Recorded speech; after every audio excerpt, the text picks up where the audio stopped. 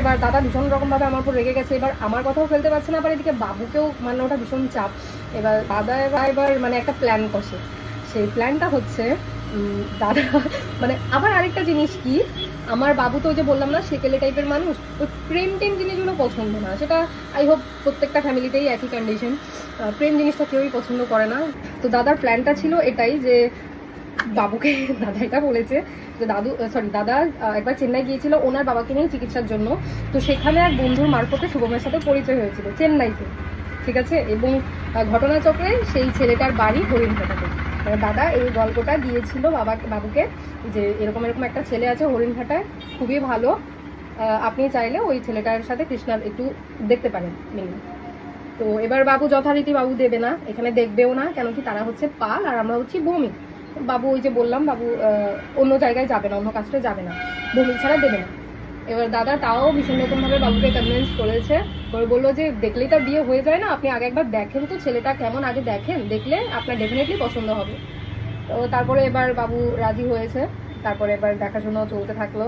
তারাও আমাদের বাড়িতে গেল, আমার বাড়ি থেকেও পালুয়ার বাড়িতে এলো, এসে দেখাশোনা করে টোরে তারপরে এবার দেখলো যে না সত্যি ছেলেটা ভালো মানে পছন্দ হয়েছে। আর সত্যি কথা বলতে কি জানো তো, মানে এই জিনিসটা আমি ভীষণ দেখেছি যে এই যে যারা মানে আমার বাবা মায়ের মতো যে সমস্ত বাবা মায়েরা রয়েছে, যে যারা মানে মেয়েকে মানে নিজেদের কাজ ছাড়া অন্য কাজটা বিয়ে দেবে না, অন্য কাস্টের ছেলেরা ভালো হয় না বা বিয়ের সম্পর্ক টেকে না, যে এই ধরনের যে একটা চিন্তা ভাবনা, এই ধারণাটা না ভুল। আমি এরকম বহু কাপলকে দেখেছি যাদের ওই কাস্ট মেনে বিয়ে হয়েছে, মানে নিজেদের গোত্রের মধ্যে বিয়ে হয়েছে, অথচ বিয়ের পরে বিয়ে ভেঙে গেছে বা ডিভোর্স হয়ে গেছে, বা মেয়ে আবার অন্য জায়গায় পালিয়ে গেছে বা ছেলে অন্য জায়গায় পরকিয়া করছে, এরকম আমি বহু দেখেছি। তাই ওই সমস্ত গল্প এখন আর চলে না যে নিজেদের কাস্ট ছাড়া বিয়ে দেবো না, অন্য কাস্টের ছেলের সাথে বিয়ে দিলে মেয়ে সুখী হবে না, মেয়ের সংসার টিকবে না, এই ধারণাটা পুরোপুরি ভুল। এটা মানে বহু জ্বলন্ত উদাহরণ আছে চোখের সামনে।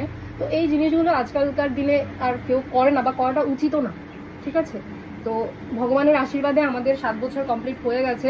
হ্যাঁ ঝগড়াঝাটি প্রচুর করেছেন, প্রত্যেক দিন ঝগড়াঝাটি আমাদের চলতেই থাকে, ঝগড়াঝাটি হয় না এমন কোনো কথা নেই। তো ঝগড়াঝাটি হতেই থাকে, তার মানে এটা নয় যে মানে ডিভোর্স দিয়ে দেবো, চলে যাব, সংসার ছেড়ে দেবো, ওই মেন্টালিটি নেই। ওটা এখন অবধি করার কোনো বিষয় নেই, করবো না কোনোদিনও। মেন ব্যাপারটা হচ্ছে ছেলে যদি ভালো হয়, সৎ হয়, উপার্জন কম হয়, সেই রকম ছেলের সাথে মেয়েকে বিয়ে দেবেন। ওই কাস্ট মেনে, গোত্র মেনে, হোয়াট এভার ইউ সে, আমি অত কিছু জানি না, বুঝি না এইসব ব্যাপার, ওই সব দেখে ছেলেকে বা মেয়েকে বিয়ে দেবেন না। ওতে করে যে সংসার টিকবে, মেয়ে সুখী হবে, ওটা কোনো ফ্যাক্ট না। আমার এই ভিডিও যদি কোনো বয়স্ক মানুষ দেখে থাকেন, কোনো এজেড মানুষ দেখে থাকেন, প্লিজ একটুখানি এই জিনিসটা মাথায় মানে ভালো করে ঢুকিয়ে নিন যে আজকালকার দিনে ওই সব জিনিসগুলো কেউ করে না বা করার কোনো প্রয়োজনও নেই। সৎ পাত্রে কন্যাদান করুন, অসৎ পাত্রে নয়।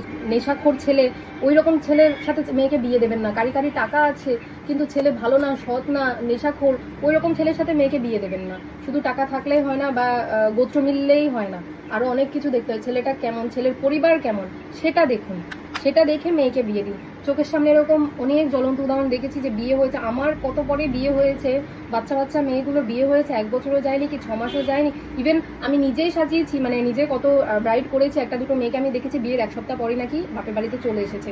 তো ওই রকম বিয়ে দেবেন না। একটা মেয়েকে অন্যের হাতে তুলে দিচ্ছেন মানে সারা জীবনের জন্য সেই মেয়েটাকে অন্যের হাতে তুলে দিচ্ছেন। তাই কার হাতে তুলে দিচ্ছেন সেটা ভালো করে যাচাই করুন, ভালো করে যাচাই করুন, একবারের জায়গায় 10 বার খোঁজ নিন। আমার বিয়ের সময় মানে পালবাবু হরিণঘাটারই, আমার বাপের বাড়িও হরিণঘাটাতে, পালবাবুর বাড়িও হরিণঘাটাতে। আমার বাবা যে কতবার খোঁজ নিয়েছে ওদের ফ্যামিলির সম্পর্কে, ইভেন পালবাবুর সম্পর্কে, মানে এটা হিসেবের বাইরে, ঠিক আছে। আমি নিজে ওর সম্পর্কে সার্টিফিকেট দিয়েছি, কারণ তার আগে তো আমি 2 বছর ধরে ওর সাথে মেলামেশা করেছি। কিন্তু তবুও একটা মেয়ের বিয়ে দেওয়া মানে এটা কত বড় একটা দায়িত্ব, কত বড় একটা মানে জিনিস একটা বাবার কাছে। সে মেয়ে যদি পরবর্তীকালে সংসার না টেকে বা মেয়ে যদি বাপের বাড়িতে চলে যায়, এটা যে একটা বাবা মায়ের কাছে কতটা কষ্টের, মানে সেটা বাবা মা নিজে যতদিন না হবে ততদিন পর্যন্ত বুঝে না, ঠিক আছে। আর আমাদের সত্যি কথা বলতে কি জানো তো, আমি ছোটবেলা থেকে আমার নিজের একটা পার্সোনাল ইসে ছিল যে আমি ছেলে যেমনই হোক না কেন, উপার্জন যাই করুক, বা ছেলে দেখতে যেমনই হোক না কেন, যার সাথে আমি প্রেম করবো বা যাকে আমি বিয়ে করব সে যেন নেশাখোর না হয়। মানে এটা আমার ছোটবেলা থেকে একটা মানে মনের মধ্যে একটা ব্যাপার ছিল, মানে ওই জিনিসটা না আমি পছন্দ করি না। হ্যাঁ তার মানে যে এটা নয় যে কেউই কিছু খায় না, সেটা না, বাট ওই প্রত্যেক দিন খাবে, প্রত্যেক দিন রাত শেষে বাড়ি ফিরে এসে মাতলামি করবে, মা বউকে পেটাবে, মারবে, এগুলো কি? এগুলো তো মানা যায় না, না? এই ধরনের নেশাখোর ছেলে আমার একদম পছন্দ না। তো সেই জিনিসটাই আমি পালবাবুর মধ্যে দেখেছিলাম।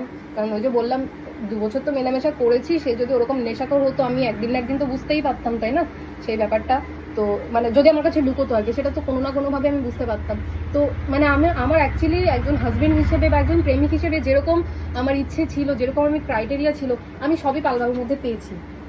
ছেলে সৎ হবে, নিষ্ঠাবান হবে, নেশাখোর হবে না এবং কেয়ারিং হবে, বা অবভিয়াসলি অন্য মেয়েদের সাথে ফ্লার্টিং ওইসব ব্যাপারগুলো করবে না।